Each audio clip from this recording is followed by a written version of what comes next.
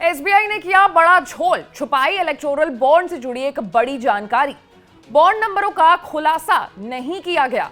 Supreme court ने लगाई फटकार। सुप्रीम कोर्ट के मुख्य न्यायाधीश डीवाई चंद्रचूड़ ने एसबीआई से कहा था कि इलेक्टोरल बॉन्ड से जुड़ी सभी अहम जानकारी को सार्वजनिक कर दें।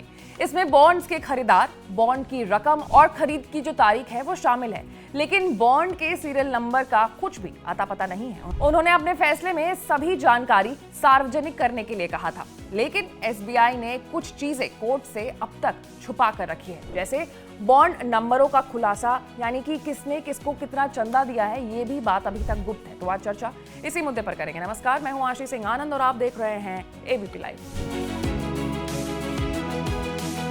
चुनाव आयोग ने 14 मार्च को इलेक्टोरल बॉन्ड्स का डेटा अपनी वेबसाइट पर जारी किया। इसके मुताबिक भाजपा सबसे ज्यादा चंदा लेने वाली पार्टी है।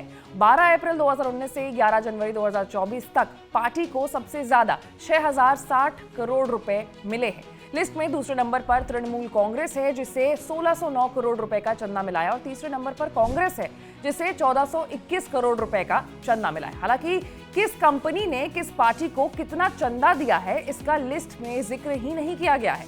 चुनाव आयोग ने वेबसाइट पर 763 पन्नों की 2 लिस्ट अपलोड की है। एक लिस्ट में बॉन्ड खरीदने वालों की जानकारी है, चुनावी बॉन्ड एनकैश कराने वालों की जानकारी भी है। पार्टियों में Congress, Trinamool Congress, Aam Aadmi party, Samajwadi party, AIA, DMK, BRS, Shiv Sena, TDP, YSR, Congress, DMK, JDS, NCP, JDU और राजद भी शामिल है। लेकिन वहीं एसबीआई ने इलेक्टोरल बॉन्ड से जुड़े यूनिक अल्फा न्यूमेरिक कोड नहीं बताया है।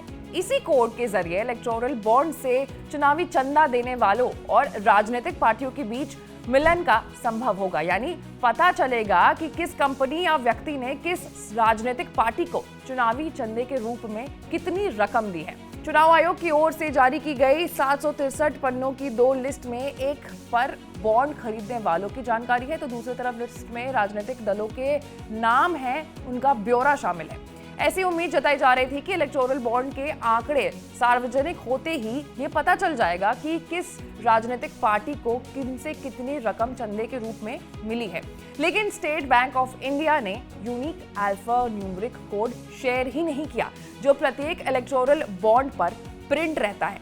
इसी कोड से डोनर्स का राजनीतिक पार्टियों से मिलान करने में मदद मिलती है। वहीं अब एक बार फिर से सुप्रीम कोर्ट ने एसबीआई को इस कोड के बारे में बताने के लिए कहा है। दरअसल इलेक्टोरल बॉन्ड स्कीम 2018 में नरेंद्र मोदी सरकार ने शुरू की थी और कहा गया था कि इससे राजनीतिक फंडिंग को लेकर के पारदर्शिता आएगी, लेकिन सिर्फ बॉन्ड्स खरीदने वालों और राजनीतिक दलों को मिली रकम के ब्यौरे से ये साफ नहीं हो पा रहा है कि किसने किसको कितना पैसा दिया है। इससे ये भी नहीं पता चल पा रहा है कि किस खास पार्टी को फंड मिल रही है, और इसके पीछे डोनर जो डोनेट कर रहे हैं उसके पीछे जो मकसद है वो भी हमें पता नहीं चल पा रहा है। वहीं अब इलेक्टोरल बॉन्ड से जुड़ी हर एक खबर से अपडेटेड रहने के लिए आपको एबीपी लाइव को लाइक, सब्सक्राइब और शेयर करना होगा। मैं थी आपके साथ आशीष सिंह आनंद।